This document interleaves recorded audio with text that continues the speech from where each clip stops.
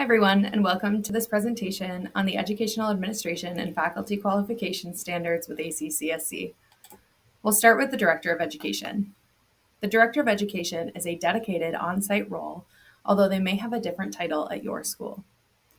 The Director of Education must have the appropriate educational administration experience and competence necessary to lead and manage the school's instructional programs and the educational experience in areas such as curriculum development, educational effectiveness, assessment and improvement, faculty development, and performance appraisals.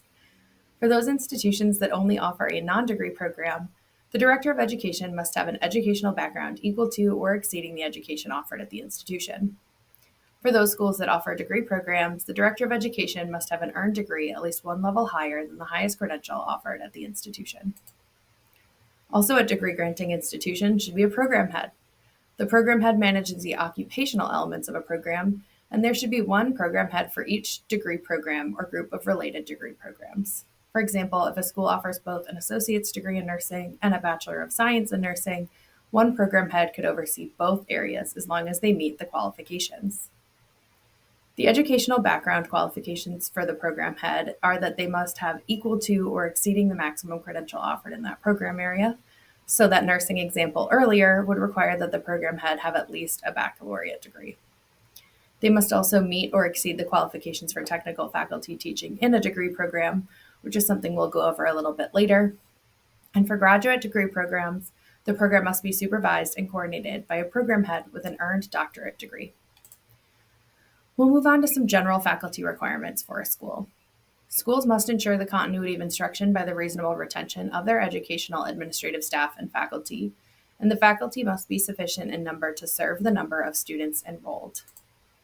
Faculty must also maintain a satisfactory working relationship with students and be certified or licensed as required by law. Prior to teaching, instructors must also participate in training directly related to teaching skills or have previous teaching experience. Additionally, a school's faculty must engage in ongoing professional development of their teaching skills as part of the plan for faculty improvement. Here are some examples of what counts when we evaluate whether an instructor has had teaching training when they've had no prior teaching experience ahead of their hire. Some examples are formal education, workshops or seminars presented by an appropriate individual focusing on areas related to instructional methods or teaching skill development, and formal in-house mentoring programs with appropriately qualified and experienced faculty. This is by no means an exhaustive list. It is just some examples of what we've seen on site that work really well for teaching training. In the same vein, here are some things that we include as development activities. Teaching skill development, instructional methodology development, continuing education in the subject area taught, or membership in trade and professional organizations are all some examples of development activities for faculty. Some best practices for faculty assessment and development are to link the faculty's assessment with their development activities. Faculty should participate in those activities that are related to the same areas that they are assessed. A lower score in an assessment area indicates a great area for development. Occasionally, we'll see schools that offer Title IX training or FERPA training for their entire faculty, and while that's great, we also want to see development specifically related to the faculty's teaching skills. Now we'll get a little bit more specific about the requirements for faculty teaching certain types of courses in different programs. The faculty qualifications for technical and occupationally related courses are going to be the same for non-degree and occupational associate's degree programs at 3 years of practical work experience in a related field. For academic associate's degrees and baccalaureate degrees, they are required to have 4 years of practical work experience and a related degree at the same level. You'll notice an asterisk there. When the standards say appropriate coursework and preparation, college level coursework, appropriate academic coursework and preparation, or related degree, we typically mean a minimum of 15 semester credit hours or the equivalent in related subject areas that support curriculum content. Now, where we say related degree, it does need to be an earned degree, not a minimum of 15 semester credits. But we're going to talk a little bit about what we count as a related course and what the requirement would be there. So if an instructor were to teach a math course and have this type of requirement, we would expect to see 15 credits of math courses in their transcripts. Same thing with an English course. It's going to be fairly straightforward, whereas a speech course or an ethics course might be a little bit more broad.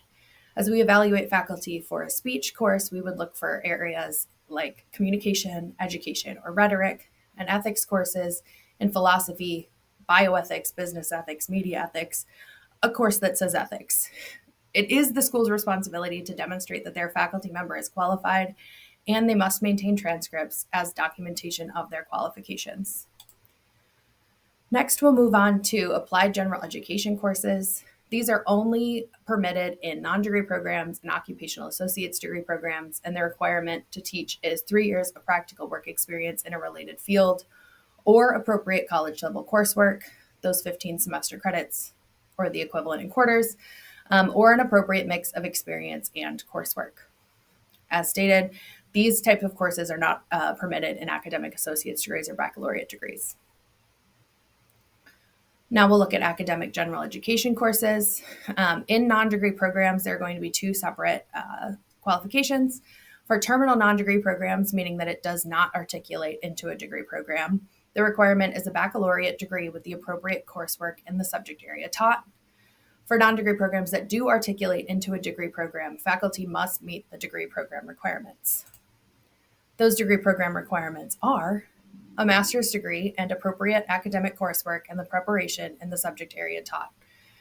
So if we talk about those 15 credits, it is across all transcripts. So it could be 15 credits for a baccalaureate degree as well as a master's degree. They do not need to get 15 credits exclusively in a master's degree. For master's degree courses, at least 50% of the graduate level courses must be taught by faculty with a minimum of 4 years of related practical work experience and an earned doctorate or other terminal degree in the field of study. And the remaining courses must be taught by faculty with 4 years of practical work experience and a master's degree in the related field, or a master's degree in an unrelated field with 18 semester credits or 27 quarter credits in the area that they are teaching. Next, we'll play a little game called Is This Faculty Qualified? I'm going to see if you can guess what course or level this faculty member may teach. They have an earned master's degree and a baccalaureate degree in communication studies. Across both transcripts, they have 30 credits in communication studies, 10 credits in math or quantitative methods, 12 credits in education, 18 credits in philosophy or ethics, and 8 credits in science courses. They also have 4 years professional experience as a faculty member. This faculty member would be qualified to teach academic general education courses in communication, speech, or ethics up to the level of a baccalaureate program. They are not qualified to teach in a master's program, and they would not be qualified to teach any math or science courses. They would also not be qualified to teach any technical or occupational courses, as their professional experience is only as a faculty member. Teaching does not count as professional work experience. We see this a lot. Even if you are teaching in the area somewhere else that you are now teaching at this school, that does not count as professional work experience. It has to be experience out in the field. For other courses and English as a second language courses, the requirements are that they be appropriately qualified based on the type of course content offered. Again, it's the school's responsibility to demonstrate to the commission that they meet the requirements. And for ESL courses, they must have the appropriate educational background, including state or equivalent credentials to teach English to speakers of other languages. Lastly, we're going to talk about prior work experience. So as I mentioned, teaching does not count as prior work experience unless, of course, the program were to be teaching, but that's a whole different area. We use the terms verified prior work experience and maintain documentation of academic credentials because we want to be able to see that this individual is qualified. So when prior work experience is a qualification, the school must obtain written or verbal verification from previous employers. And when we say 3 years or 4 years, we do mean in full. It does not have to be 3 years at one place, but you do need to verify at least 3 to 4 years of experience for that individual at as many employers as that takes. And when an academic credential is a qualification requirement, the school must obtain academic transcripts and keep them on file. This is very important. This is how you demonstrate that your faculty meet the requirements set forth in the standards. If you still have questions about faculty requirements or educational administration, please feel free to give ACCSC a call. We would be happy to help you. Thank you.